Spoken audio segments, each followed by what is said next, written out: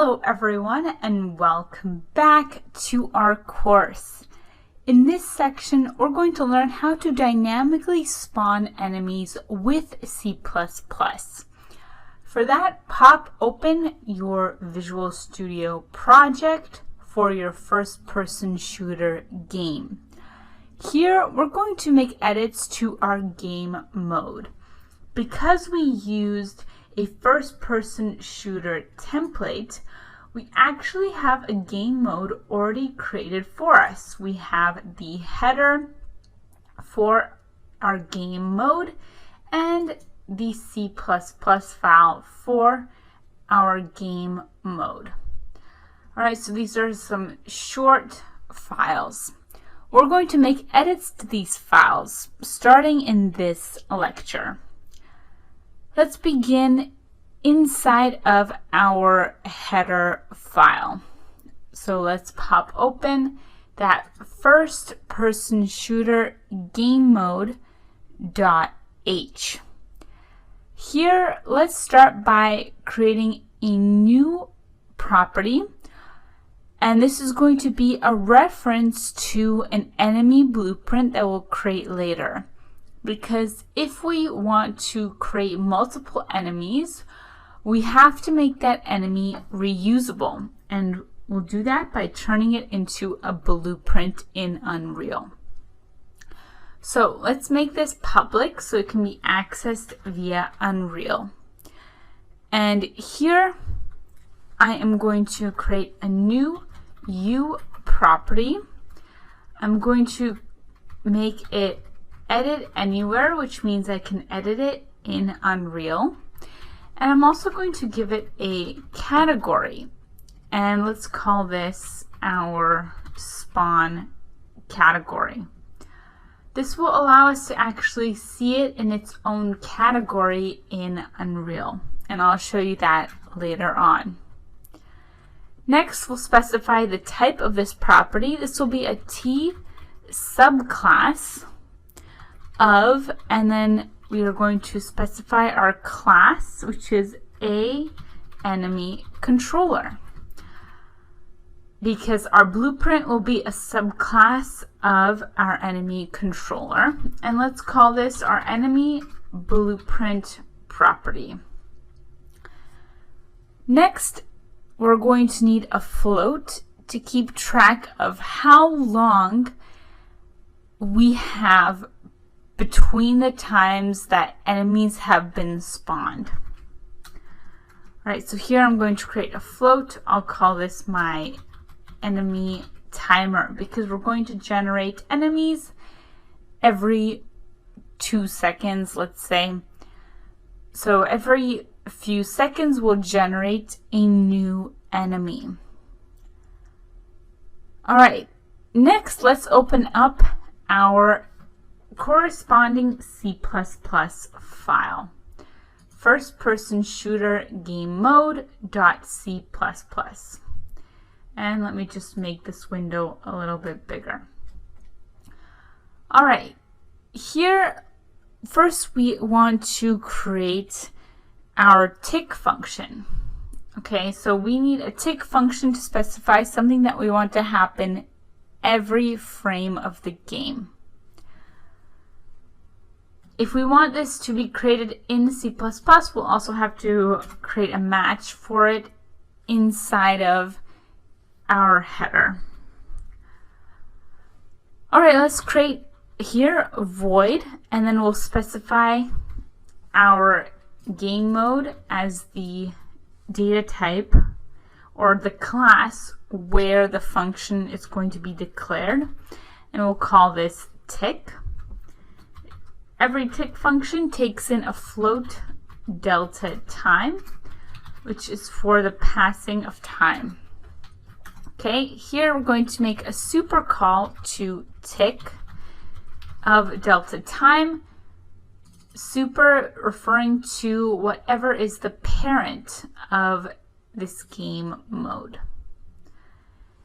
Now, if we want this code to work in the C++ file, we do have to create a corresponding declaration for the function inside of our game mode dot header. So let's go back to this header and let's just create that tick function. It'll be public as well. Here we are going to declare our virtual void tick function. It's virtual because it's not implemented in this file. It's void because it doesn't return anything, and we're naming it tick. And then it's going to take in that one parameter, a float of delta time. And finally, override, because we're going to override it in the C++ file. All right, there we go. Here we are declaring that tick function. So that matches up directly with the implementation in the C++ file. We can also do the same with begin play. We can declare here a virtual void begin play override, which will run when the game begins. Then we do have to implement that inside of the C++ file. And again, it's similar to tick here. We're going to call void here, and then first the game mode, a first person shooter game mode. That's the name of our game mode class. And then we're going to call that function begin play.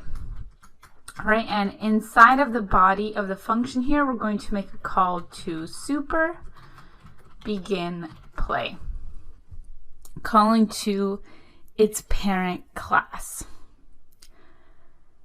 All right, there we go. So now we've declared our begin play and tick functions.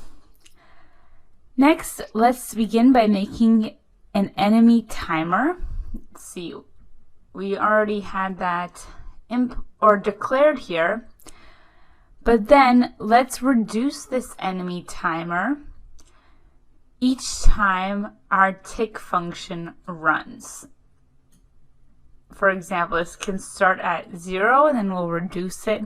And every time it hits 0, we are going to spawn a new enemy. So we'll have to set it to a certain number, like for example 2 seconds, and then set it back to 0. So let's go into our C++ file and let's implement that functionality inside of the tick function. All right, so here inside of tick, I'm going to take my enemy timer and reduce it. Note that the super line has to be the first line. We'll write the rest of our functionality below that. We'll take enemy timer, which was declared in the header file, and we'll reduce it by delta time. We're using delta time here to ensure that the game runs at the same speed regardless of the processing speed of the device. For example, some devices could run at 30 frames per second, some devices could run at 60 frames per second, but we use delta time here to ensure that the speed will be the same regardless of the frames per second. All right, then we're going to perform a check. We'll check if enemy timer has reached less than 0.0 F. If this condition passes as true, that means we are ready to spawn a new enemy. So the first time the tick function runs, we'll spawn an enemy, but then after that, we'll set enemy timer to some value. For example, let's say we set enemy timer to equal 5.0 F. All right, this means we're setting it to 5. So the next time we'll spawn an enemy will be after 5 seconds. So after this value has gone down to 0. Now, how do we actually spawn the enemy? Well, for that, we can spawn a new actor in our world. All right, so for this, we're going to need to call the spawn actor function, and we need to pass in a blueprint as well as a location and a rotation for the actor that we're spawning. Okay, so if we go back into the header, we can see here we already have a property that is our enemy blueprint. We'll have to fill this in on the Unreal side because we haven't created the blueprint yet for the enemy. We'll do that later. But we can assume that it has already been implemented in this file. The first step is going to be to grab a reference to our world with the function getWorld. Right, then we can store that as a uWorld type that we will call the world. All right, then we're going to check if world is not null. So if world is true. And you can just use the shorthand of if world. So if the world actually exists, if it's not null, then let's go ahead and spawn an enemy around our player. So in order to do that, we're going to grab the world and we're going to call spawn actor. Here we go. And for spawn actor, we're going to pass in our type, and that is going to be our enemy controller. Here we go. Next up, we need to pass in the arguments for the spawn actor function. Okay, we can pass in here some parameters. I'm going to pass in my enemy blueprint, which comes from the header file. This is the blueprint for the actor I want to spawn. That determines the visual. And then I'm going to also pass in a location. So I'm going to here create an enemy location variable, as well as a rotator. I'll use F rotator 0 rotator. This will implement a container for rotation information. And here we just have a rotator of 0 degrees on each axis. So now we have to define enemy location, because we can call spawn actor, but we want the enemies to be spawned in random locations around our player. So how do we set the enemy's location? Well, the first step is going to be to get our player's location and then spawn the enemy somewhere nearby, because we don't want the enemy to spawn too far away. So first, let's get our player's rotation. Okay, so for this, I'm going to create an F vector data type, and I'll call this my player location. It's an F vector because it stores a series of X, Y, and Z values. It stores 3 values, one for X, one for Y, one for Z. Because location in a 3D world, it's not just one value or even 2. In a 3D world, you have to know where the player is on all 3 dimensions. Alright, so that is declaring the variable. Now let's actually give it a value. I'm going to use gameplay statics, and I'm going to use the function getPlayerCharacter. Okay, this is going to allow me to get my actual first-person shooter. Now, for uGameplay statics to work, let's go ahead and import it. So I'm just going to go to the top of my file here, and I'm just going to include it. So I'll have here include kismet/gameplaystatics.h. And also, because we're using the enemy controller type to spawn our enemy, I'm going to also include enemy controller.h. Okay, so now we can scroll back down and we'll be able to use uGameplay statics. Let's just pass in here the required parameters. So in order to get a player character, we have to specify the world from which we're getting them and also the index. Because if there were multiple players, we'd have different indices for each player. So first I'm going to get the world with the function getWorld.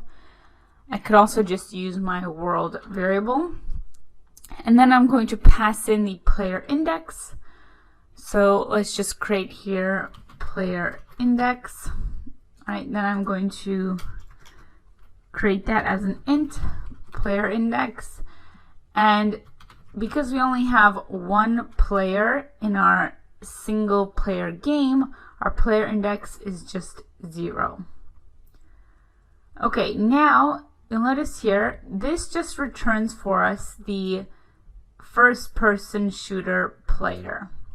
If we want to actually get their location, we have to add here the function getActorLocation. All right, so there we go. Now we're able to get the player's location. Now the enemy's location we can set to be just around the player, but nearby. So first, let's declare another f vector for the enemy location. And I'm going to assign it initially to equal the player location. All right, there we go. Now we have all of our error messages gone because we've created all of the required parameters for this spawn actor function. But here, I want the enemy location to be slightly away from the player, not exactly right on them. So let's go ahead and just move them slightly away. I'm going to grab here enemy location, and I can change one of the values, like for example the X value. I could here change this to be a random number. Okay, so I can just add this and I can set here some random distance. And then I can multiply, let's see, random distance. Okay, so here I'm just going to change on the x-axis. I'm going to add a random distance. So what is my random distance? Well, let's determine that. Let's create here a float. I'll call this my random distance, and I'm going to use fmath, and I'm going to use the randRange function, which is short for random range. It allows you to choose a value randomly among a range. For example, you could have your range be from 0, but that's a little too close, maybe from 10F all the way to, let's say, 1000F. Okay, and we can check how far away that is if that's too far. And let's see, let's just add here 0.0 or 0.9. Let's see. Let's add 0.0 for these floats, because this random range function, it needs us to pass in here floats. Now we have a random distance, and we're going to be changing the enemy's location to be slightly farther away from the player. We could also do the same on the Y if we want them to be offset on the Y-axis as well. The Z-axis we could do as well, but that would determine their up and down, and we don't really want them spawning below the ground. So I'm going to leave the Z-axis as is. All right, there we go. That is how we can place our enemy with this spawn actor function. We can also store the result of this as an actual enemy controller that will call our enemy. All right, so there we go. That way we have a value returned by spawn actor, which is of type enemy controller, and that is going to be this enemy, and a new enemy will be created every time the enemy timer goes back to 0. And because we're using enemy controller, we have to include that header file here.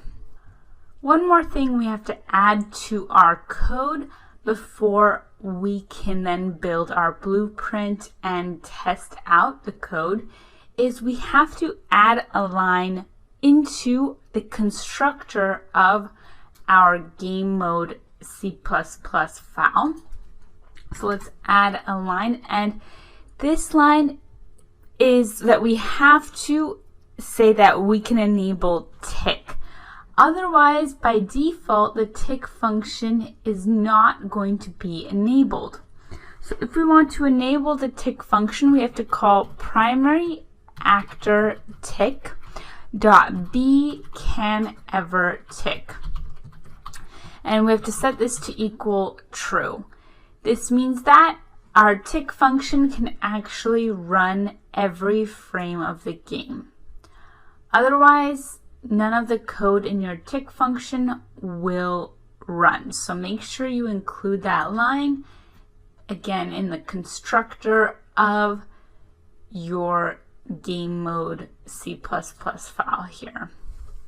All right, now let's save and let's go ahead and debug this, or compile by hitting debug or F5. And that's going to compile our changes. Next up, if we want to actually see these changes in effect, if we want to see all of our enemies being created, we have to build blueprints for our enemy, as well as a blueprint for our game mode. So join me coming up in our next lecture. We're going to build out those blueprints, and we're going to build out an enemy blueprint so it can be reusable, because currently this is not reusable. And as well, we're going to build a blueprint for our game mode so we can set that as the game's default game mode. All right, so let's go ahead and stop our build. We can stop it now that all the code has been compiled. We just had to hit that debug one time, so that way all of our code compiled. I will see you in the next lecture.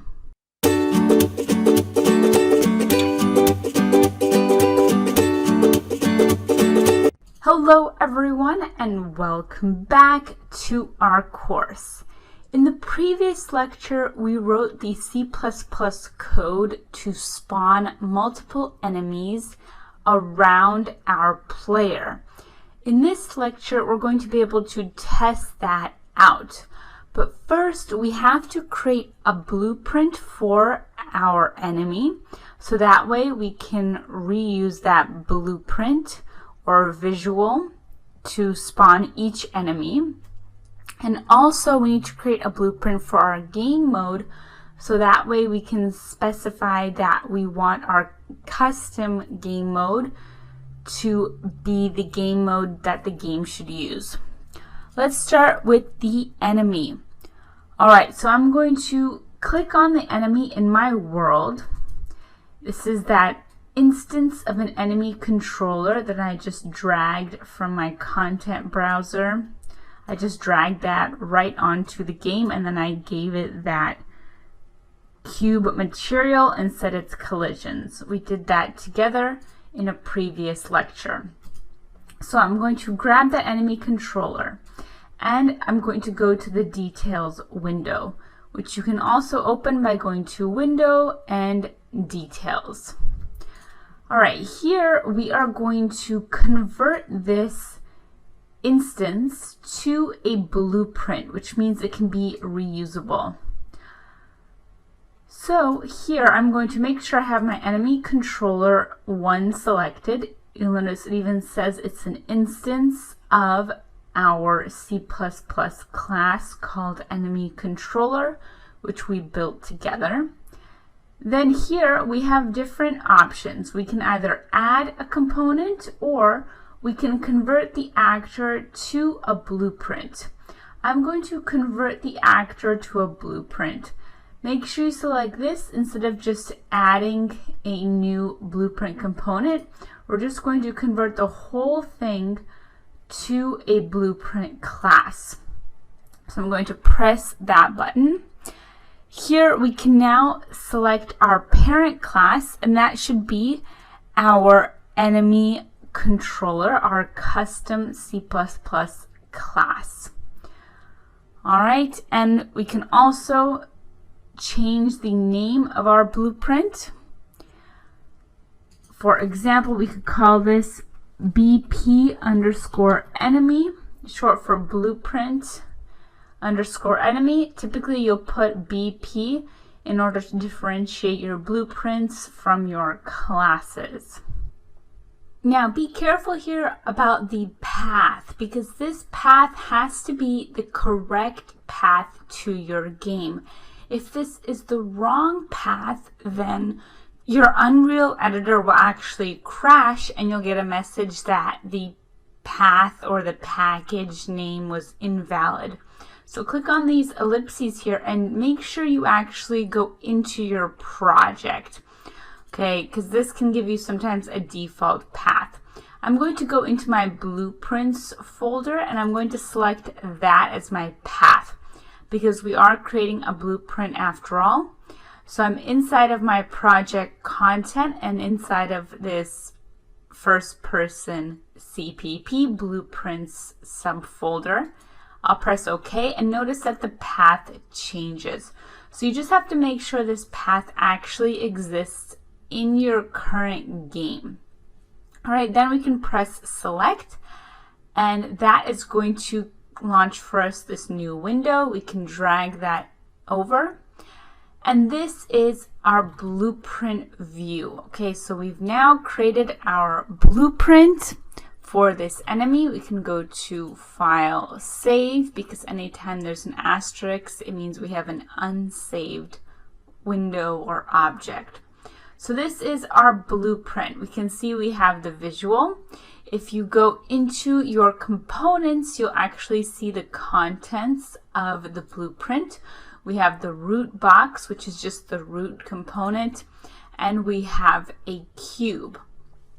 Alright, so we were able to create our blueprint, which means now our enemy is reusable. Alright, so back in our map, let's just go ahead and save everything with Control-Shift-S. We still have our enemy, but we could delete that, because now in our content browser we have our blueprint, which we could just drag onto the game. So we can create as many enemies as we want, and each of them acts independently. Okay, so we can manually put them in and then press play, and look, there they all are. Remember though, we wrote in our game mode that our game mode is actually supposed to be spawning our enemies for us. So let's just delete couple of those we can leave one. We don't even need one there though. We could delete this one too. But let's now add in our game mode so that our game mode can use that C++ code that we wrote to spawn the enemies for us, so we don't have to do it manually ourselves. The game mode is going to spawn these enemies during the game's run. But for this, we have to make a blueprint for our game mode. So inside of our blueprints folder here, let's create a new blueprint. I'm going to press add and select blueprint class. Here we can now select our game mode type as the parent. So go to all classes here and search for game mode. And here you'll notice we have our first person shooter game mode. That is the game mode that we wrote together in C++. So that is the one that we want to choose as our parent class. So select that one and then hit that select button. Then we can give this blueprint a name. Let's call this BP underscore first person shooter game mode and hit enter. Okay, so now we have this blueprint. We can double click on that to open it. It doesn't have any components, just a default scene root. But what this is it's inheriting from our C++ class. So it's a way that we can represent our C++ class as a blueprint. Here inside of our game mode, we want to specify what is the enemy blueprint that should be used to spawn enemies. If you don't see this enemy blueprint option, this means that your code likely hasn't been compiled. So go back to your Visual Studio project and then build your project. Just go to build and build the solution, and then you can also launch the debugger, but make sure when you're making the changes in Unreal that you're not in any debugger. Otherwise, the changes won't be saved. Okay, so back in Unreal, after you've built and compiled your code in Visual Studio, you'll see this spawn option here inside of our game mode blueprint. And here we can set the enemy blueprint to BP underscore enemy. Let's save and compile this. And that corresponds directly to this U property that we built together in our game mode header file. Notice here we said that it's a property that can be edited anywhere, which means it can be edited in Unreal. The category is what we set spawn. This could be anything that you'd like. Then we specified that there was a property type that was enemy controller, and the name was enemy blueprint, and we just filled that in. So this property or variable enemy blueprint, it has to be of type enemy controller, and that is exactly what blueprint underscore enemy is. It is a child of the enemy controller. All right, next we have to specify to the game that our custom game mode should be the default game mode. We have to assign the mode to the world. So let's go into our world settings window. You can also open it with window and then world settings. And here we are going to set our game mode override. Currently we have none, which means we're just using the default game mode for a first-person shooter template. Okay, but I'm going to change this instead to be our blueprint underscore first person shooter game mode. Okay, so that is the one that we selected. So now we are going to be using our own custom game mode. Let's go ahead and save everything. All right, now I'm going to press play. And let's see our game mode in action. Okay, so there is one enemy right there. And look, another one created just behind them. There we go. And every tick, that enemy timer is going off. Oh, look, there's another one right there. And every time I move, the enemies will be created around me. Okay, so let me run around some more. Every tick, that enemy timer is going, and it's creating these enemies. All right, and you can see I can shoot and it bounces off them currently. Later on, we'll have them die. All right, so there we go. Our enemies are being created via our game mode. And as I move around, because my player location is changing, the enemy location also changes. So they spawn somewhat close to me to make the game hard. Because if it all spawned always in the same location or far away from me, the game would be too easy for me to escape them. Okay, because later on I'm going to have it set so that if one of them hits me, I can reduce my health, or I can just end the game right there, depending on how hard I want the game to be. Look at that, one of them hit me and the game paused. Okay, and I have to kill the game right now, but we could later have the player restart the game. Awesome, so at this point we've been able to set up our own game mode, and that game mode is spawning enemies dynamically. This is great, we've gotten quite far. Okay, coming up next, we're going to continue this project, and we are going to allow these enemies to chase us, because currently they're spawned but they're just static. If I happen to maybe back into one, then my game will end. But I want the game to be a little bit harder than that. I want instead for the enemies to be moving around. That way it'll be harder for me to escape them. So join me coming up in our next section. We're going to get started on that.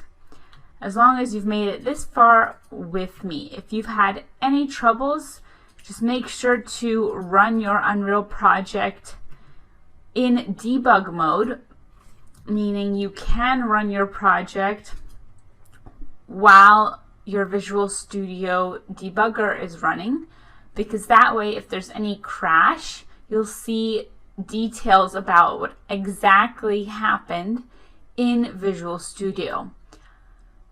That is a great way to debug, because otherwise, if you're just running your project in Unreal, Unreal can crash without a good explanation why.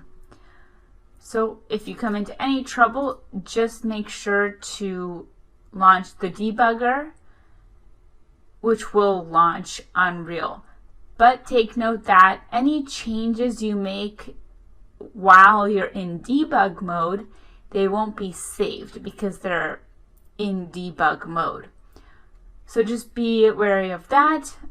The debugger is great for testing out your project, but for saving changes, you have to make sure you're not debugging, and then you can make the changes in Unreal. I will see you in the next lecture where we will have these enemies chase us.